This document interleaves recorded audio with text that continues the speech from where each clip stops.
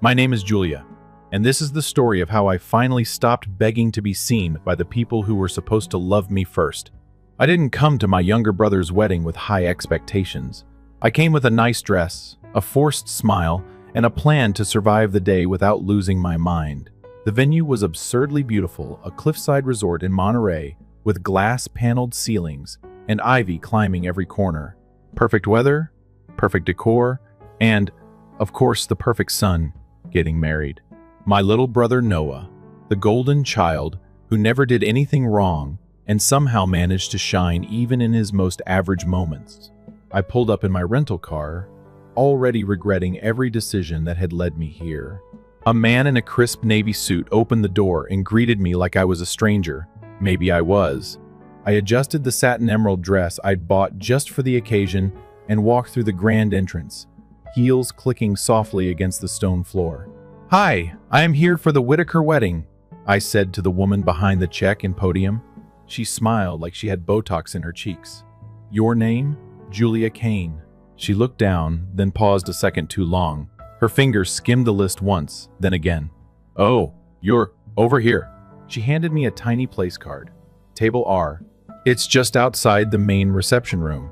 You'll see signage by the coat check." I blinked. "Outside the room?" She nodded politely. "It's still part of the event space, right?" "Still part of the event space." Like a leftover chair at Thanksgiving dinner, I held the card, trying not to let my face betray how hollow it felt.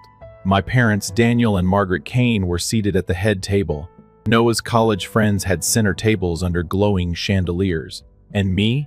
Table R, by the coats. Maybe it was a mistake. Maybe they'd added last-minute guests and had to reshuffle. I told myself all the nice lies. I had plenty to choose from. But then I saw my mother in the main hall, arranging the boutonnieres on Noah's tux, while laughing with his fiancée as if they were mother and daughter. I waited until she was done pretending to be the perfect mom and approached her. "Can I talk to you for a second?" I asked, keeping my voice even. She turned without meeting my eyes. "Now's really not the time, Julia. It'll take a minute." With a sigh that said I was already exhausting her, she stepped aside. "I was placed at a table outside the main room," I said. "Is that right?" Her face didn't change. We had to prioritize immediate family and close friends. I looked at her. "I am immediate family." She chuckled, barely above a whisper. "Don't be dramatic. It's just a seat." Noah's fiancée, Celine, strolled over in her beaded dress, her face all soft sympathy and subtle superiority. "Hey, Jules," she said, using the nickname I hadn't heard since high school always from people who never really knew me. "Everything okay?" "Apparently I'm seated by the coat rack," I said. "Oh," she replied too quickly. "That's just logistics. You know how these things get." It wasn't personal, but it always was. I looked between them, searching for even a flicker of discomfort. I got nothing. "Well," I said, voice calm but sharp, "thanks for the warm welcome." I turned and walked away, letting their laughter trail behind me like cigarette smoke, lingering and impossible to forget. The hallway was colder, quieter. It smelled faintly of lilies and floor polish. I sat down on a low bench across from a brass sign that said overflow seating, the kind of label that makes you feel like an error in the spreadsheet. I looked at the place card again. Julia Kane. Table R probably stood for rejected. I wasn't angry in the explosive, throw wine kind of way. It was quieter, duller, like a bruise that had never fully healed. A soft voice interrupted my spiral. "Jules?" I turned. It was Noah. For a moment, I just stared at him. He looked good, confident, and completely unaware. "You okay?" he asked. "Should I be?" I raised the card. "Guess who's not invited inside the main hall?" He blinked. "Wait, what? You're not?" "No," I cut in. "I'm not." He scratched the back of his neck. "I didn't handle the seating chart. Celine's planner did all that. I didn't realize." "It's fine," I said quickly, because it was easier than watching him fumble for excuses. But it wasn't, and he knew it. "You look great, though," he said. "Seriously. That dress suits you." I didn't answer. "Listen," he said, stepping closer, lowering his voice like this was some conspiracy. "Don't let it get to you. You know how Mom gets. She wanted everything perfect. And I guess that meant excluding the daughter who never fit the family mold. I looked up at him and smiled a smile so hollow it echoed. Of course. Wouldn't want to ruin her masterpiece. He didn't know what to say. That was always the problem with Noah. He was good at playing Switzerland. Neutral, safe. But when people play neutral long enough, they become complicit in every decision they don't fight. He offered a soft, almost guilty smile, then left. I sat there for another 10 minutes, just listening. The muffled sound of glasses clinking, laughter echoing from inside the hall, and the wedding DJ warming up with something upbeat and expensive. I could have sat there all night, faked a smile when the photographer made their rounds, posted a story with the caption family, like everyone else. But something inside me had snapped, and it wasn't anger that made me stand up, it was clarity. This wasn't new. This wasn't some one-off mistake. It was just the most recent, most obvious example of what I'd always known deep down. I was never really part of the picture. I was just someone they kept around in the background until I started asking to be seen, and people don't like it when ghosts speak up. I grabbed my clutch, took one last look at the main hall, and walked toward the staff exit at the back of the resort. I passed by a row of framed photos on the wall, previous weddings, happy couples, families laughing under the same ceiling. I wasn't allowed to sit beneath. Outside, the sun was beginning to dip behind the ocean. The air was cooler, saltier, cleaner. I didn't have a plan yet, but I knew this. I wasn't going to be anyone's shadow anymore. Not Noah's. Not my mother's. Not anyone's. And if they thought seating me near the coat rack would keep me quiet, they had no idea what was coming. I didn't leave the resort that night. I wanted to. God, I wanted to. But I knew if I drove off, the story would end the way it always had, me disappearing, while everyone else toasted to their own version of a perfect night. So instead, I wandered down a quiet corridor lined with antique lamps and velvet curtains, eventually finding a dimly lit lounge room labeled Bridal Family Suite. Empty. Silent. I slipped in, shut the door behind me, and sat down on the edge of a cream chaise lounge like I'd been invited. The silence was heavy in a good way. For the first time in hours, no one was judging me for existing. I stared at my reflection in the mirrored wall. Hair curled, lipstick still neat, dress flawless. I looked like I belonged. And yet, my seat was next to the coat check. I sat still for a while before I reached into my purse and pulled out a small envelope. Inside was a photo from 10 years ago, Christmas morning. The last time I remembered feeling like I might matter. Noah was sitting center stage, beaming in his new bicycle helmet. Mom had one arm wrapped around him, the other holding a mug of cocoa. Dad was there too, half asleep, but smiling. And me? I was blurry, in the background, half hidden behind a stack of wrapping paper. I didn't even remember being there until I saw the photo. There was no space in our family album for girls like me, quiet, observant, not particularly charming. I wasn't the loudest or the neediest. I didn't throw tantrums or beg for attention, and maybe that's why they forgot I was there, because I never made them look. But tonight had made me realize something else. Being quiet wasn't noble. It just made me easier to ignore. A soft knock at the door pulled me back to the present. Julia? It was Grace, Noah's godmother. Not quite family, but close enough to get an inside table. She peeked her head in, her pearl earrings swinging gently. Everyone's been asking where you went. Really? I said, not moving. Everyone? She gave a sheepish smile and stepped inside. Okay, maybe not everyone, but I noticed. I nodded. She sat across from me, smoothing the skirt of her pale pink gown. I saw your name on the seating chart, she said quietly. By the hallway. I shrugged, forcing a smile. Guess I didn't make the cut. Grace's lips pressed together, and for a moment I thought she might cry. But instead, she reached into her clutch and handed me something. A folded letter. I probably shouldn't show you this, she said, glancing toward the door. But it's from your grandmother. My breath caught. Grandma Ivy? She nodded. She wrote it before she passed, told me to give it to you if it ever felt like no one else saw you.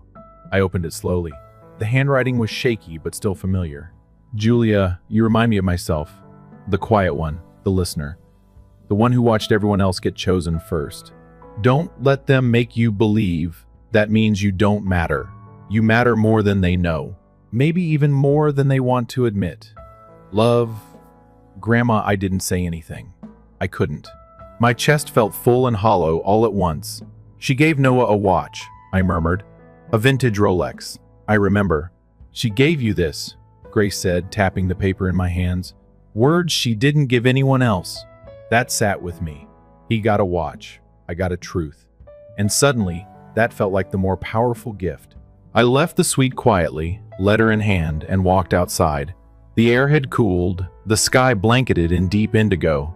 I wandered the edge of the garden, the music from the reception muffled behind the thick stone walls. I needed space. I needed to remember that there was a world beyond that reception hall. My phone buzzed in my clutch. Where are you? Text from Mom. No punctuation, no warmth. I didn't reply. 2 minutes later, another one. Come take family photos. Family, I laughed, out loud. Sharp and bitter, the kind of laugh that burns your throat. Still, something inside me said go. Not to please them, but to be there, to exist. So they'd have no excuse later when they said, we didn't know how left out you felt. I walked back toward the patio entrance, keeping my head high. No guilt, no apologies. When I arrived, the photographer was positioning everyone in front of the floral arch. Celine stood beaming in her couture gown, Noah at her side like a catalog groom. My parents flanked them, arms draped like royalty. Then came the fake cheer. Oh, there you are, Celine said, too loud. We were just about to start. I slipped into the line, stepping toward the edge, where they always seemed to put me. The corner child, just enough to crop. The photographer counted down. 3, 2. I didn't smile. Click. That picture? That would be the last time I posed for them. The moment it ended, I stepped away. But before I could leave, Celine grabbed my arm. Hey, she said, voice syrupy. You look tense, do I? You're not mad about the seat thing, right? She gave a little laugh. I mean, you're not that kind of person. My jaw clenched. What kind of person is that? The kind who ruins weddings over small stuff. I pulled my arm free. You're marrying into a family where small stuff builds into decades of silence. She blinked, clearly not expecting that. I walked away before she could recover. Behind me, the photographer called out for group shots of the core family. I didn't turn around. I wasn't part of that picture. Not anymore. Instead, I went back to the lounge, pulled out my phone, and opened my notes app. I started typing. This is not a story about revenge. It's a story about remembering your worth. And for the first time in my life, I started writing not to be heard, but because I had something to say. After the photos, I didn't go back to the reception. I stayed in the lounge for a while, writing. It felt strange, comforting even, to finally put words to what I'd kept bottled up for so long. There was something powerful about naming the pain, not to relive it, but to take ownership of it. I hadn't always been this version of myself. I used to try so hard. Birthdays, holidays, even Noah's college graduation. I showed up early, offered to help, smiled through the awkward silences and invisible treatment. It took years to realize I wasn't being polite.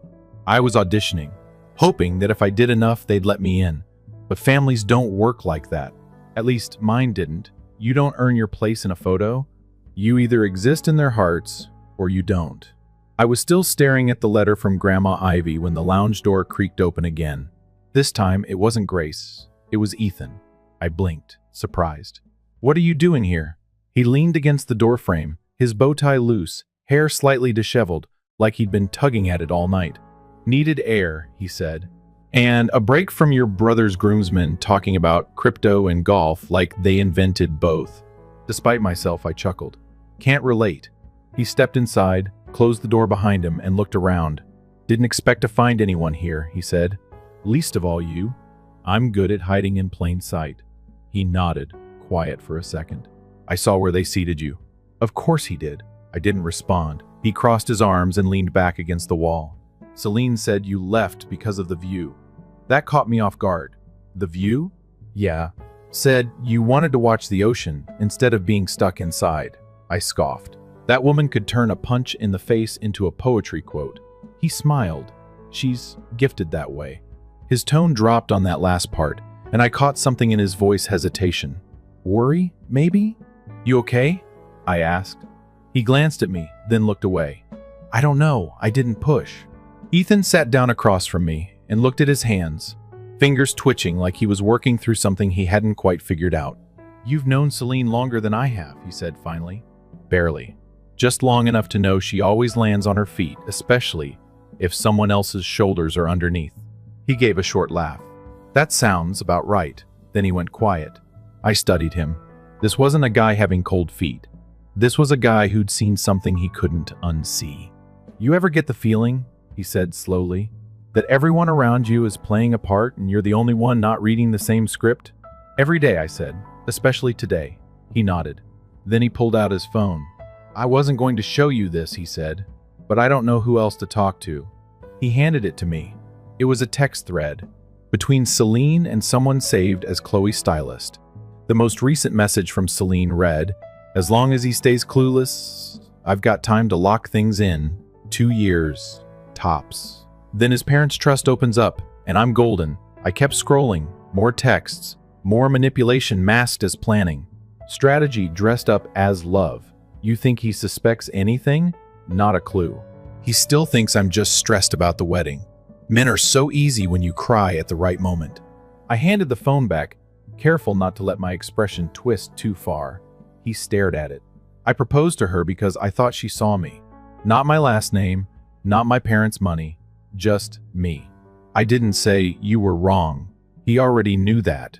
"I'm sorry," I said instead. "Yeah," he muttered. "Me too."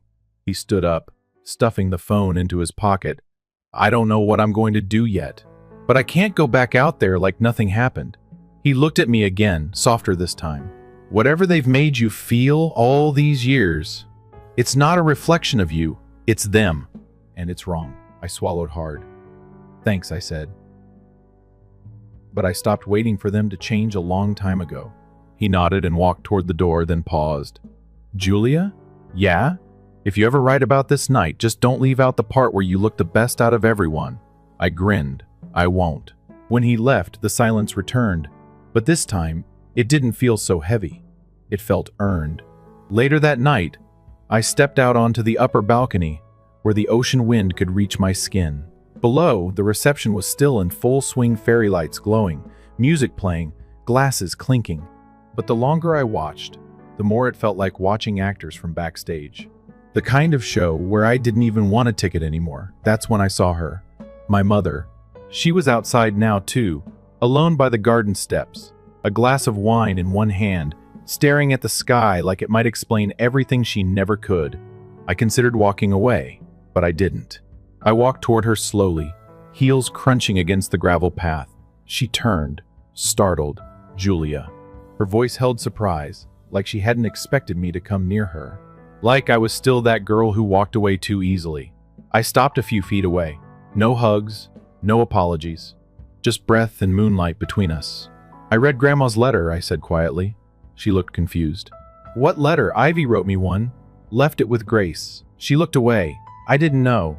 That's kind of the point, isn't it? My mother's fingers tightened around the stem of her glass. "You know," I said, eyes fixed on hers, "I used to think I was invisible. That maybe I didn't earn your attention." Her lips parted slightly. No words came, but I see now. You weren't blind. You just chose where to look. That hit her. I saw it. Her mouth opened again, closed, then opened once more. "I was trying to hold everything together," she said finally. "Noah needed more. He always needed more. And I was what? Extra?" She didn't answer. I nodded slowly. "I just wanted you to say it." She took a shaky breath, eyes glistening. "You were never less. Then why did you treat me like I was?" Silence again. The wind picked up, and I pulled my shawl tighter around my shoulders. "I don't hate you," I said softly. "But I don't need this anymore. I don't need you to explain it. I just need you to understand that I'm not waiting for your love like it's oxygen." My mother's eyes filled, and for once, she didn't hide it. "I'm sorry," she said. I believed her, but it didn't change what came next. I turned and walked away, back toward the resort, past the guests, past the glowing hall, straight to my car. I wasn't running. I wasn't broken. I was just done. And sometimes, that's the most powerful thing you can be. I thought I'd leave that night. I thought I'd toss my heels in the back seat, drive down the coast, and let the ocean swallow the noise of this entire day. But something in me held back. Not curiosity, not revenge. Closure. Real closure. Not the kind where you sit in your car and cry after a family dinner. The kind where you face the silence, stare it down, and say you don't own me anymore. So I didn't drive off. Instead, I sat alone in the guest library on the second floor. No one came looking for me. Of course not. I'd been invisible for so long, I could have ghosted the wedding, and they wouldn't notice until the cake was cut. The library smelled like old leather and lemon polish. The fireplace flickered low. I curled up on the chaise with my phone and pulled up the photo from earlier family portrait in front of the floral arch. I zoomed in. My mother's smile was perfect. Celine's pose flawless. My father looked relaxed, hand on Noah's shoulder like he was passing down a kingdom. And there I was, edge of the frame, hair slightly windblown, eyes distant. Even in the final shot, I wasn't really there. That's when my phone buzzed. Noah, can you come to the terrace? Need to talk. I stared at it, thought about ignoring it, but I didn't. I found him at the far end of the terrace, where lanterns cast soft pools of light on the stone floor. He was leaning on the railing, tie undone, sleeves rolled. The wedding golden boy looking like a man who'd lost the script. He heard my footsteps and turned. Thanks for coming. I almost didn't. I know. There was a long pause between us. The kind of pause where everything sits unspoken. Finally, he spoke. I heard about the letter. The one from Grandma. I raised an eyebrow. Word travels fast, Grace told me. She thought I should know. I waited. I read it too, he said quietly, after she passed. But she didn't leave me anything personal. Just the watch. I figured, I replied. She knew what we each needed. He leaned forward, elbows on the railing. Do you hate me? No, I said honestly. But I've been angry for a long time. He nodded. I think I've been blind. You think? I said, and the sarcasm slipped out before I could stop it. He didn't flinch. Yeah. I know I got the easy road. I didn't ask for it, but I didn't question it either. I looked at him, really looked. For the first time, he wasn't performing. No perfect sun mask, just Noah, tired, maybe a little lost. I'm not asking you to fix the past, I said. But if you're going to be part of my future, you have to see me. Not just the sister who shows up and plays nice. His jaw tightened. I want to. Then do it, I said simply. Start now. He was quiet again. Then he looked me in the eye. Celine's hiding something. I folded my arms. You just figured that out? No, I've known. But tonight confirmed it. I stayed silent, letting him come to it on his own. I checked her phone, read some messages. He rubbed his temples. It's worse than I thought. She's not marrying you, she's acquiring you. He blinked, caught off guard by my bluntness. But he didn't deny it. Do Mom and Dad know? I asked. Not yet. I exhaled. Are you going to tell them? Does it matter? He asked bitterly. They'll probably still find a way to defend her. He wasn't wrong. That house was built on denial. It was held together by silence and smoothed over with polite smiles. Truth had always been the uninvited guest. But maybe not tonight. I think it's time, I said. Not just for you, for all of us.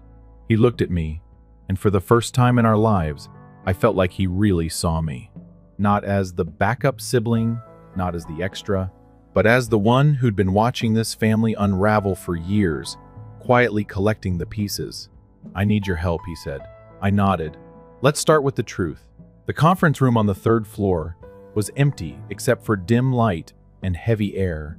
Noah sent a message to our parents, Celine and Grace. Please come up, we need to talk. Now. They came quickly, confused but curious. Celine walked in first, smile tight. What is this? Mom followed, a glass of champagne in one hand, irritation already on her face. Is someone hurt? Dad trailed last, quiet. Observing. Noah stood at the head of the table, and I stood beside him, not in the background this time. Not a shadow, not a ghost. Celine laughed nervously. This better not be about the cake. Noah held up his phone. It's about this. She froze. He turned it toward her. Her messages lit up the screen in damning detail. Celine's smile broke.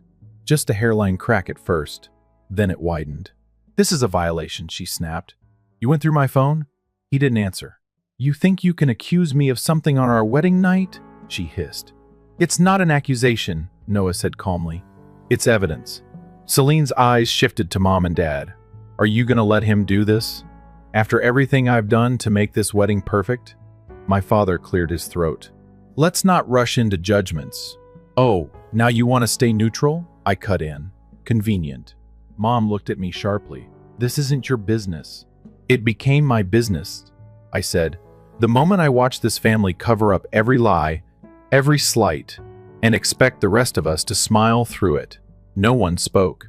Even the chandelier above us seemed to hum in tension. Then Grace stepped forward.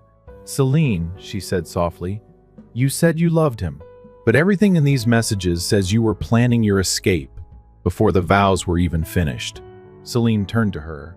I made sacrifices for this family. You made investments, Grace replied, her voice like ice. And now they've dried up. Celine's face twisted. You're all just jealous.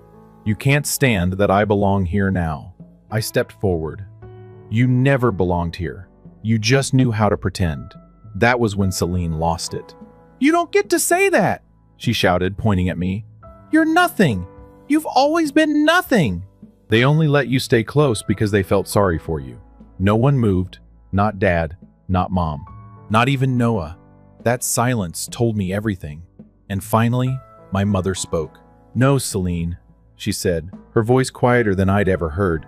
She's not nothing. We just treated her like she was. The room went still. My father closed his eyes, took a slow breath, then looked at me. I'm sorry, Julia. 3 words, years late, but real. And in that moment, I realized something important. Closure doesn't come when they apologize. It comes when you stop needing them to. Still, I nodded. Thank you. Noah looked at Celine one last time. The marriage ends tonight. She stared at him, fury in her eyes. You'll regret this. Maybe, he said, but at least it'll be my regret. Not yours, dressed up in white. Celine grabbed her purse and stormed out. Her heels echoed like punctuation marks on a story she thought she controlled. She didn't look back, and I didn't feel bad. This wasn't revenge. It was revelation. And the truth was finally louder than the silence. After Celine stormed out, no one spoke. It was like the whole room had been knocked breathless. The only sound was the soft hum of the ceiling vent, and the echo of her heels still ringing in our ears. I could feel the shift, the moment when something big falls apart, and no one knows what to do with the pieces. Noah stood frozen at the head of the table, still holding his phone like it might burst into flames. Mom was seated now, her champagne glass abandoned on the floor, hands folded tight in her lap. She looked small. For the first time in my life, I saw her as someone unsure, not the woman who always had a correction ready or a smile too polished to be real. My father sat beside her, leaning forward, elbows on his knees, face buried in his hands. He hadn't said another word since his apology. I didn't need him to. Some part of me had always waited for that moment, for the whole fantasy to collapse. I used to think if they saw the truth, something would finally change. And now that they had, I just felt tired. Grace was the first to move. She walked over to Noah and placed a gentle hand on his shoulder. You did the right thing, she said. He nodded, barely. Then he looked at me. I don't know what happens next, he said quietly. You breathe, I told him. That's the first thing. He gave a short, dry laugh. Right. Breathing. Step 1. It was strange. Standing in that room with all of them, knowing that everything had shifted. It wasn't just about the wedding anymore. It wasn't just about the seat outside the hall or the letter from Grandma. This was bigger, deeper. A reckoning long overdue. I didn't want to be part of a broken picture anymore, but I also didn't want to keep carrying the weight of everyone else's silence. I think I'll leave tonight, I said, voice calm. Mom's head snapped up. What? You can't just go. I met her eyes. I can. But the brunch tomorrow, I wasn't invited to that either, I said softly. Don't pretend like you suddenly remembered I exist. She flinched, and maybe I should have felt guilty, but I didn't. Dad looked up then. Where will you go? I smiled faintly. Anywhere. Everywhere. Wherever people look at me and actually see me.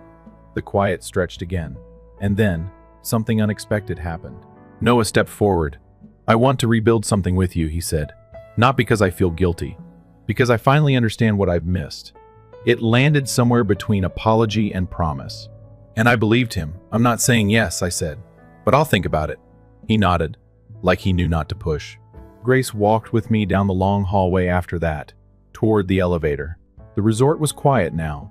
The party still buzzed faintly on the lower floor, but it felt distant like another world I didn't belong to anymore. Your grandmother would be proud, Grace said as we stepped into the elevator. She always saw the truth, I replied, even when no one else wanted to.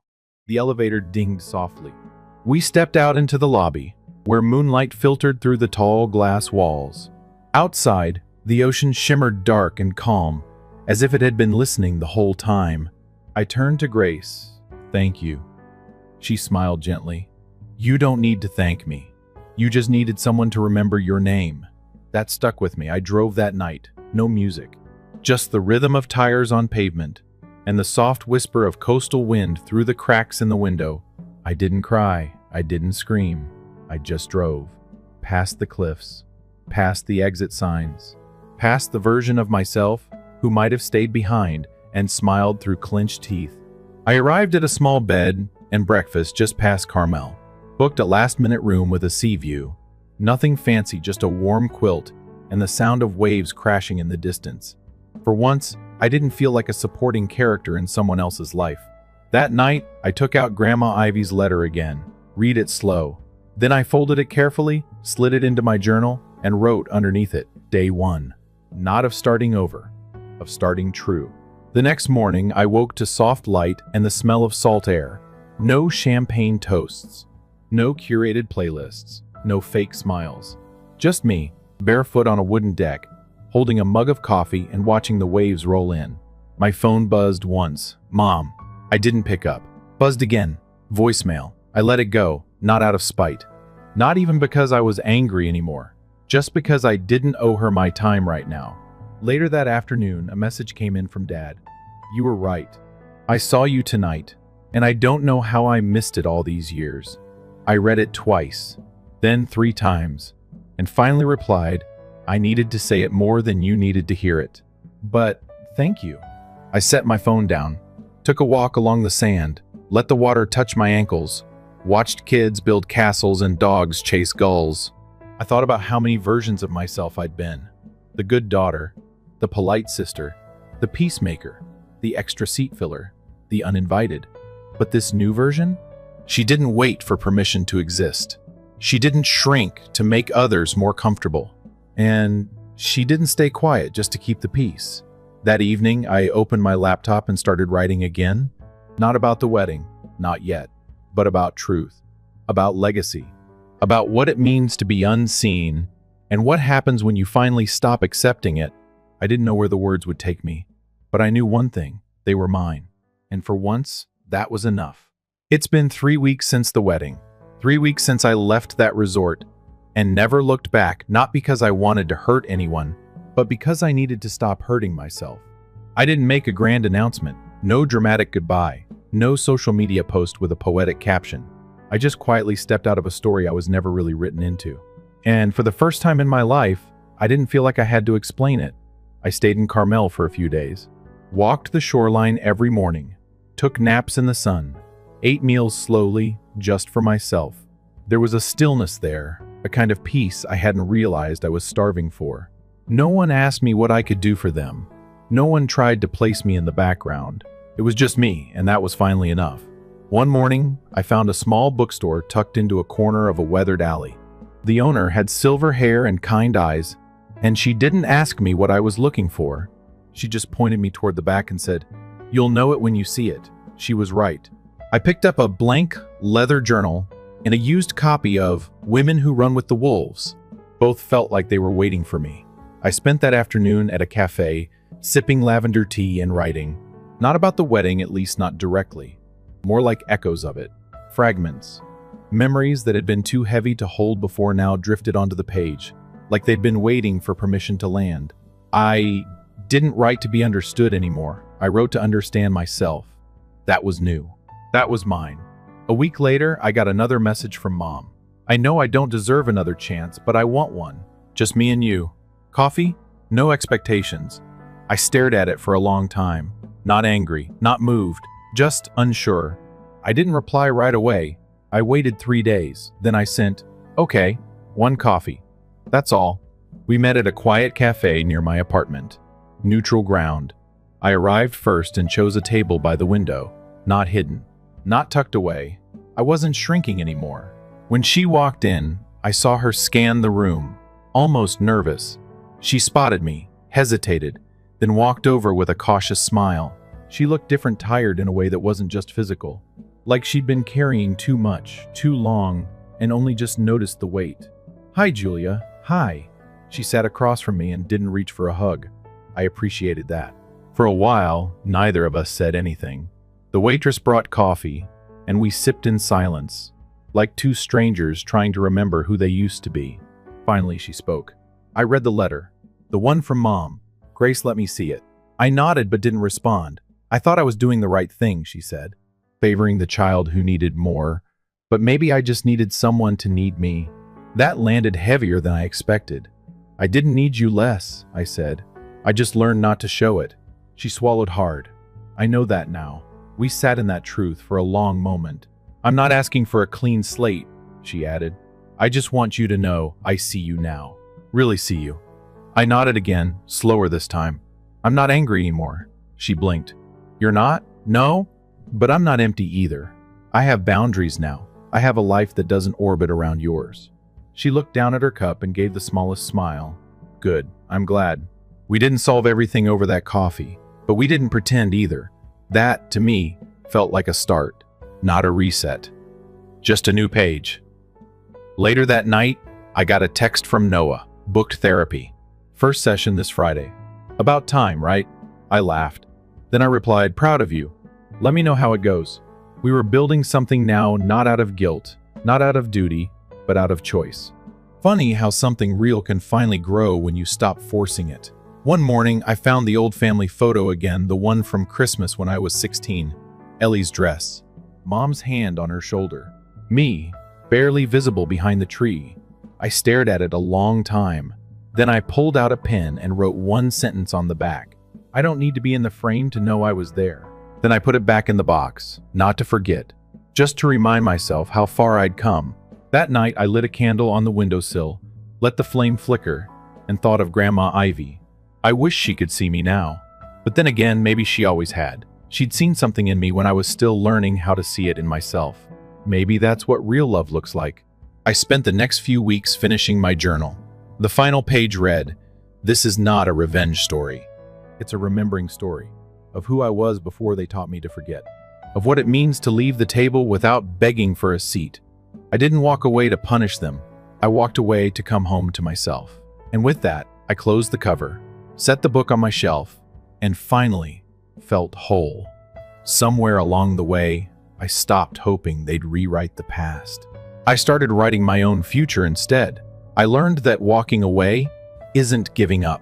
It's choosing peace over performance. It's recognizing when a place, a role, a relationship no longer fits and letting it go before it erases you completely. I used to think being invisible was the worst thing. Now I know, being unseen in plain sight is worse. But being seen first by yourself, then by the right people, that's everything.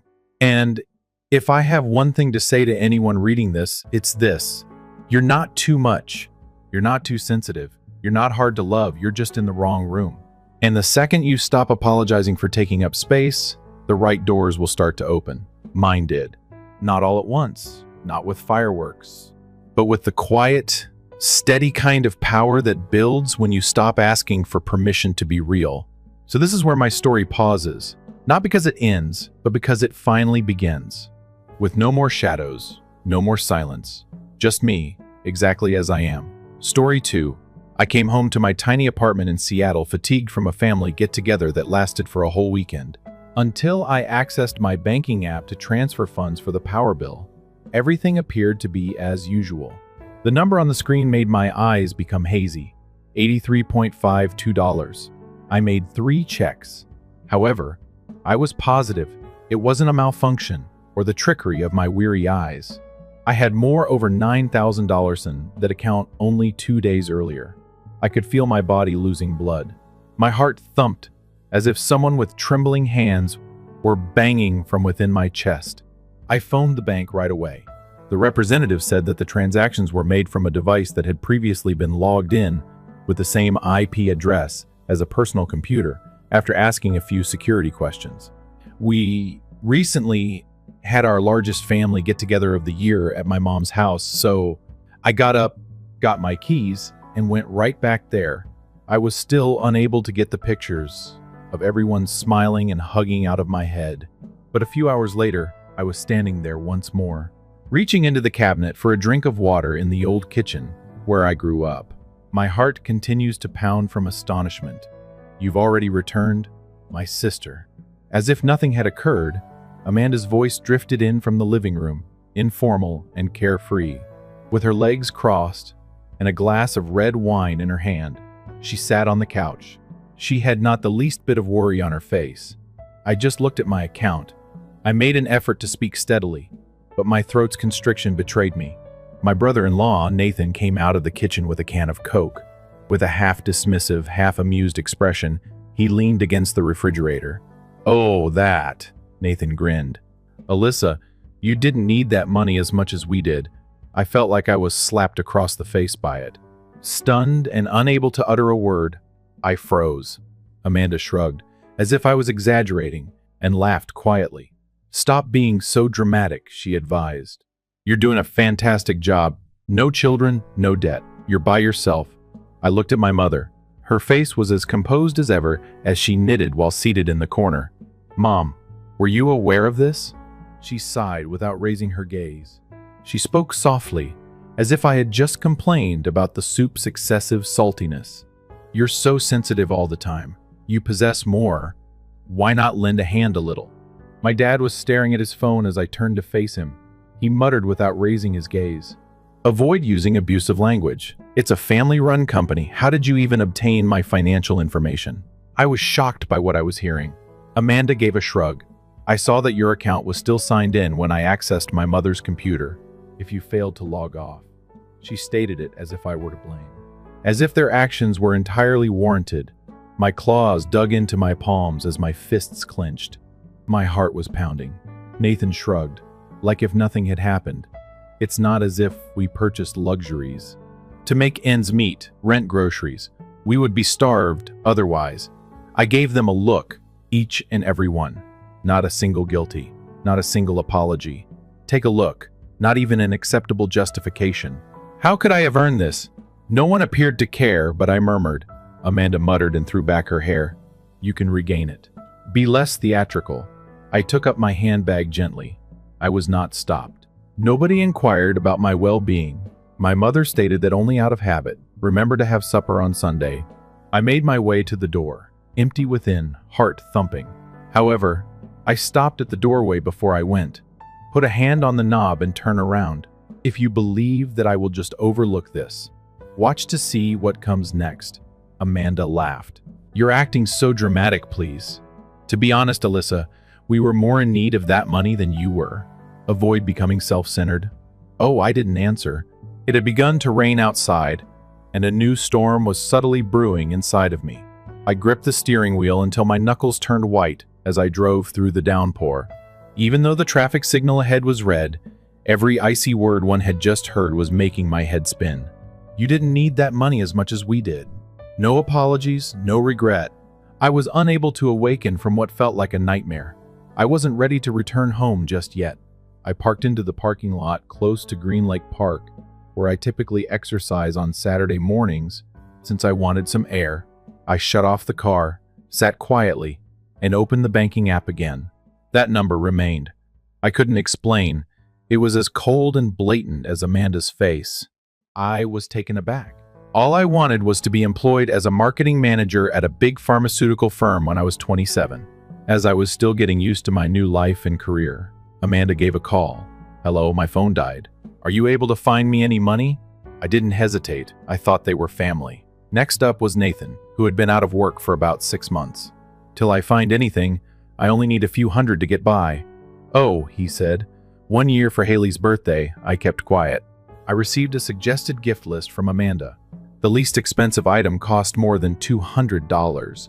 When my mother phoned, I wanted to say no, but her voice was pleasant. Nothing is being given to your niece. She is ecstatic. We're not as fortunate as you are. Suddenly, I was the first person they called for financial difficulties.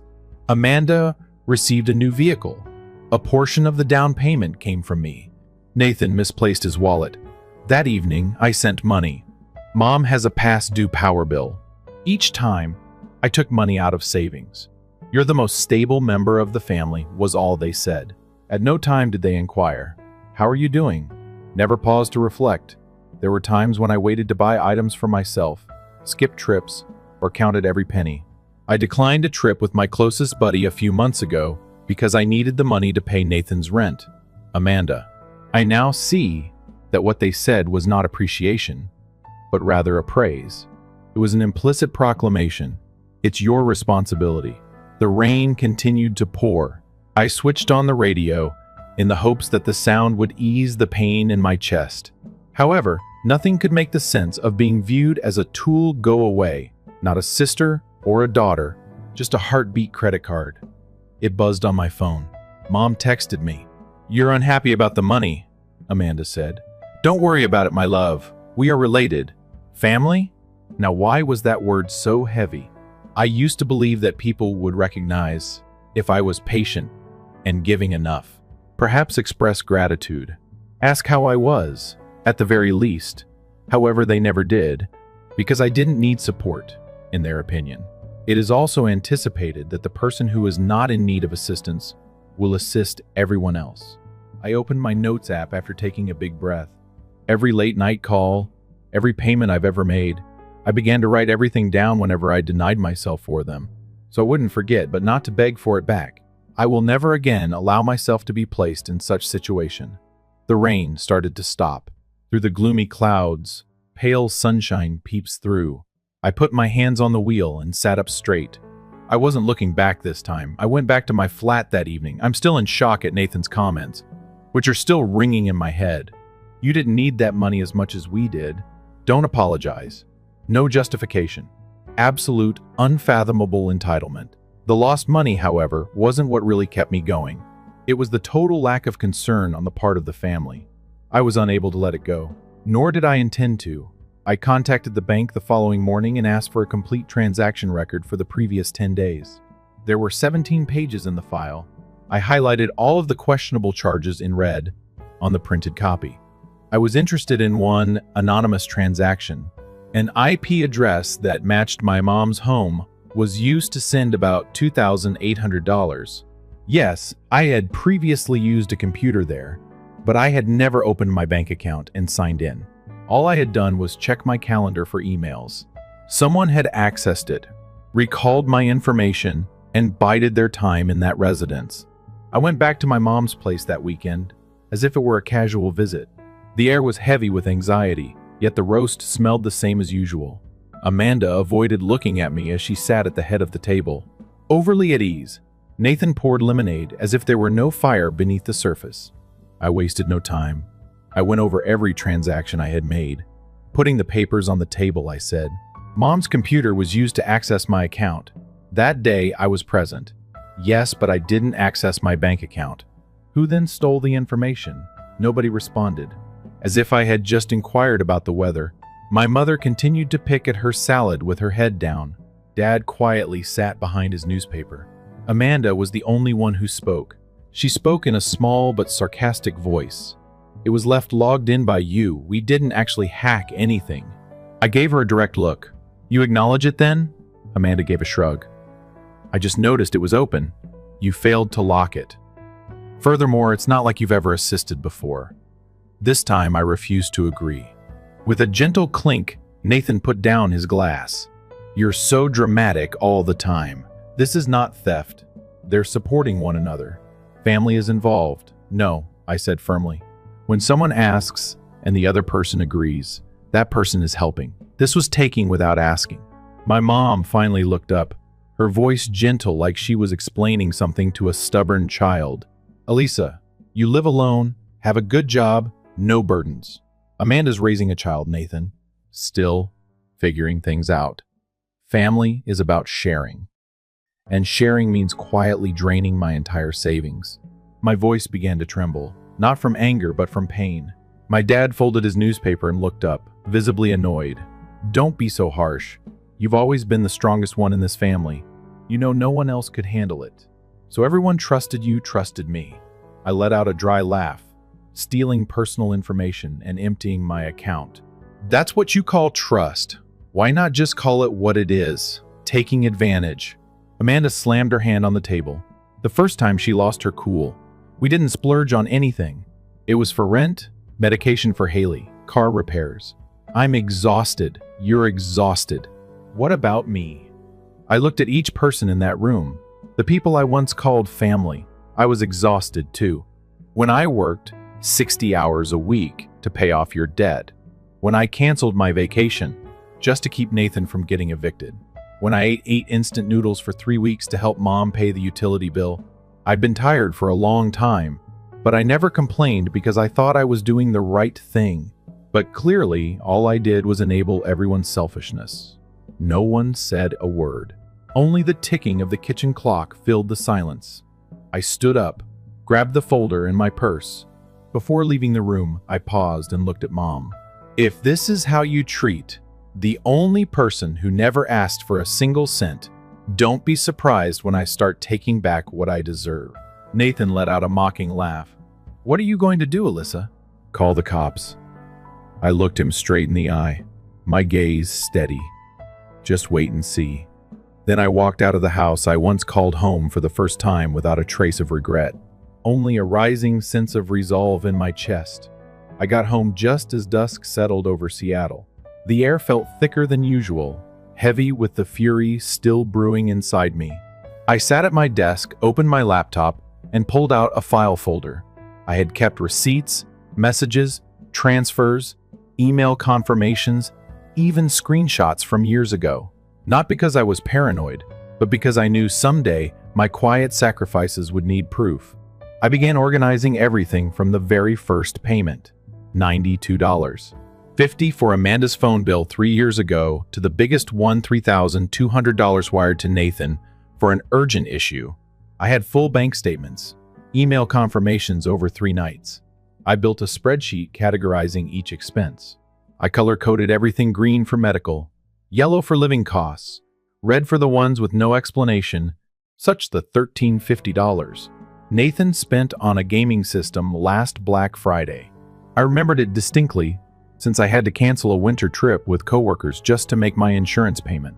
On Monday morning, I went to the Financial Crimes Division downtown, taking all the printed documents, a USB containing the spreadsheet, and a completed complaint form. A young cop called Harper handled my case. She flipped over each page, nodding as she read. "We'll initiate a preliminary inquiry under financial fraud and unlawful access to personal information. Do you have names of the persons involved?" "I do," I responded, handing her the list. "Amanda Walker, Nathan Walker, Donna Grant, my mother, Paul Grant, my father." I left the precinct under dismal sky, but with a flicker of brightness inside me. Not because I wanted them punished, but because I eventually quit being silent. 2 weeks later, on a Thursday afternoon, I was in a Zoom meeting when an unknown number called. I silenced the phone and headed onto my balcony to answer. It was Harper. "We've finished the preliminary inquiry, Miss Alyssa. We have enough justification to proceed. Today, the investigation team will go to the people's homes." I went cold. It wasn't contentment. I had a greater sense of relief. Someone finally witnessed what I had gone through that evening when I was making supper after all these years. My phone kept ringing, Mom first, followed by Amanda and Nathan. I didn't answer. After that, the texts began to come in. "Give your mom a call right now. Alyssa, what are you doing? Have you actually contacted the police?" None of them got a response from me. One old neighbor texted me 1 hour later. "Outside Donna's residence are 3 individuals wearing coats bearing the Financial Crimes Unit logo. They wanted to know about you too." I got to work early the next day. When I entered the elevator, coworkers gave me a few odd looks. My manager then came up to me. A local reporter called and asked us to confirm a financial probe that was connected to your name. Putting a soft touch on my shoulder, he whispered. "Although we didn't confirm anything, please let us know if you require more time." I gave a quiet smile. "It's all right, I'm acting appropriately." I saw the lights from the nearby apartments shine as I sat at my window that evening. I could still hear Amanda's remarks. "I promise that you are the sole reason this family is still alive." Yes, I'm the reason they lived. However, they never considered me a human being, just a tool, a wallet. That gadget had finally had enough. I scribbled one sentence in my journal after opening it. "The family bank is not me. My name is Alyssa." My name appeared on a page unrelated to a bill or money transfer for the first time. Freedom, a person, and only my name are all at last within grasp. As I was getting ready for work on Monday morning, I received the first message. A familiar line appeared on the screen of my phone. "Call me Mom." I didn't open it. Her voicemail arrived an hour later as I was making coffee. "Alyssa, this is going too far. You don't need to go this far, even if I am aware that there has been miscommunication. Would you kindly give me a call back?" A shiver went through me as I put down the coffee. She spoke in the same tone. Amanda wrote a lengthy text around midday that seemed soft and compassionate. "I have a frozen bank account. Haley's tuition is beyond my means. I'm at a loss on what to do. You prevail. All right. Are you content now?" That latter statement made me shudder, as though I had created the game and they were only coerced into playing it against their will. However, I was aware of the reality. I had no intention of winning. I had just finished suffering. Harper contacted the next day to provide an update. "We have verified the amount that was taken out and abused, Alyssa. Amanda's illegal transfers are now being investigated. Your parents utilized a portion of the money for unlawful mortgage payments, and Nathan is accused of taking money from an unauthorized device. This money may be recovered." Oh, I was at a loss for how to feel. I was hurt. Not because of the repercussions they were now facing, but rather because they were still baffled by how this had ever happened. Nathan phoned many times that evening. His number was blocked by me. 10 minutes or less later, an unknown email address sent it to me. "Please, Alyssa, my employment has been suspended. They are looking into my accounts. I can't let one mistake cost me everything. Is there nothing you can say to assist me?" The haughtiness, the derision, the earlier laughs, lost. Panic, barely disguised, took its place. I didn't flinch, though. My dad sent me a note on Thursday morning. I paused at just one sentence since he seldom ever reached out. The bank sent a warning about foreclosure. "We forfeit the house if we don't make the payment within 30 days. I read it repeatedly. No admission, no apology. Just a chilly declaration and a glimmer of hope that I would intervene to make it right, as usual. That night, I stood by my window and watched the streetlight spill across the glass, but I didn't respond. I recalled all the times I had to forego lunch in order to send my mother money on time. Amanda contacted me crying, so I canceled the dates. I had offered my tranquility in addition to my money. I wasn't going back this time. That weekend, I headed toward the shores of Edmonds, where, as a child, my dad and I would go fishing every summer. Nobody was aware of my whereabouts. Nobody inquired about my well-being. The same individuals who formerly referred to me as their lifeline now simply wanted to repair the harm they had created. My phone came back on in the middle of the afternoon. Mom sent a message. "Please, Alyssa, please. I'm aware that I was mistaken, but I'm not sure how I'll fare if we lose the house.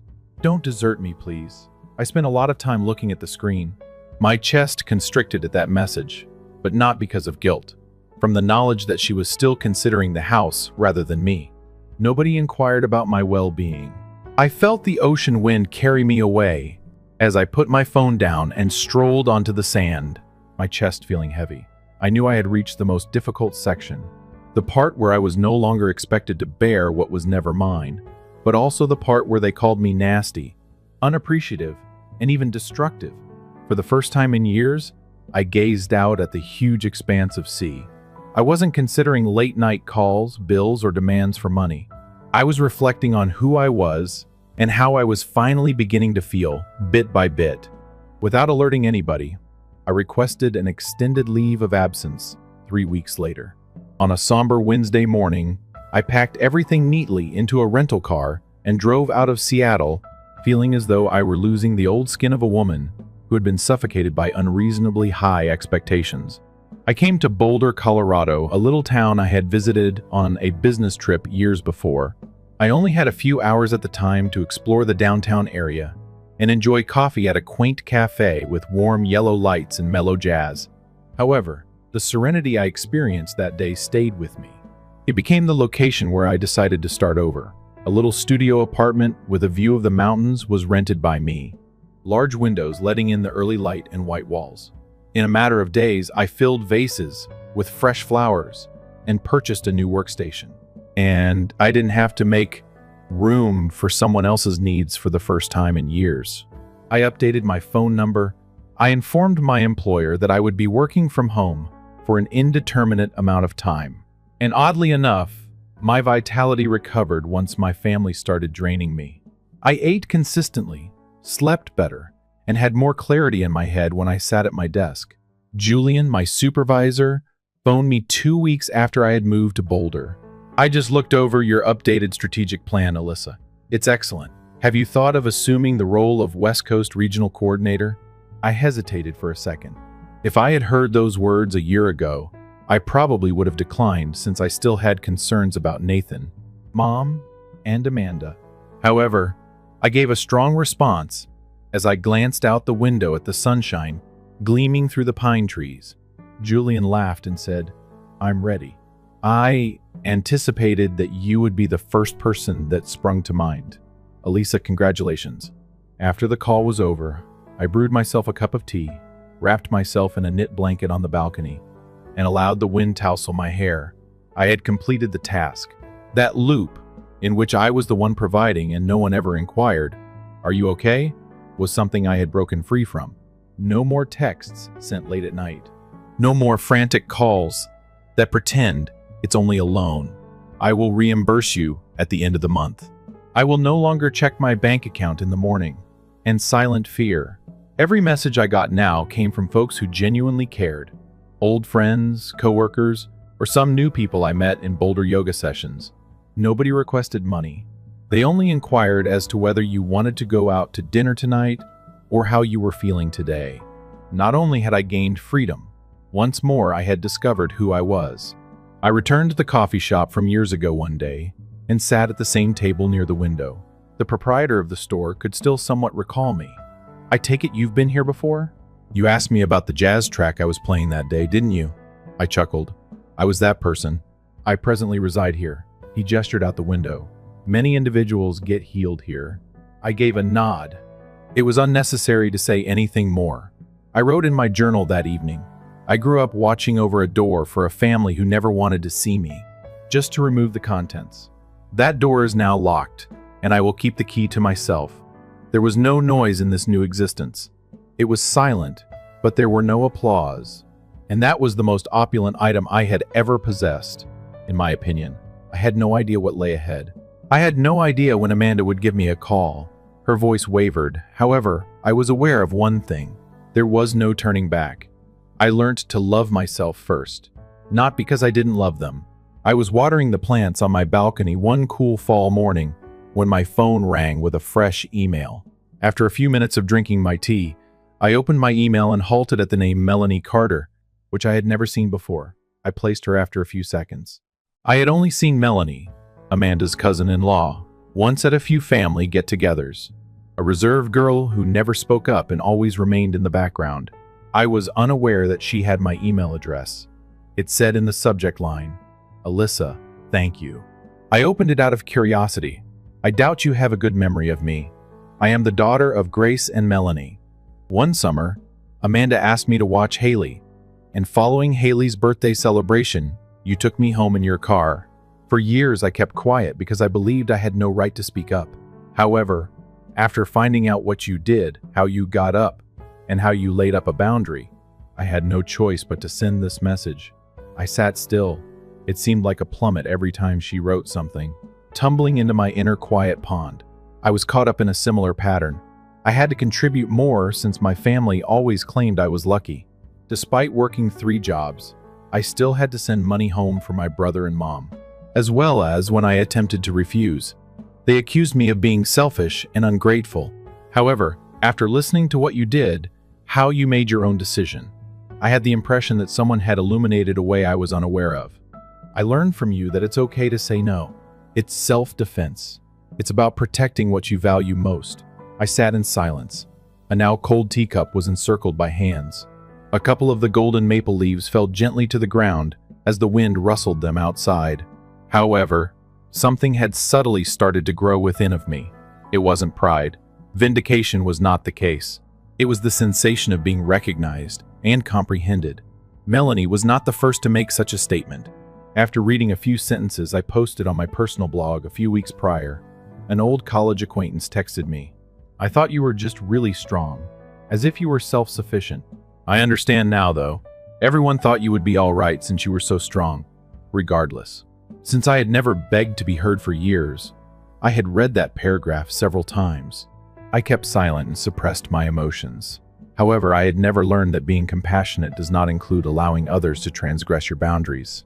I took a seat at my desk that evening, turned on my laptop, and composed a response to Melanie.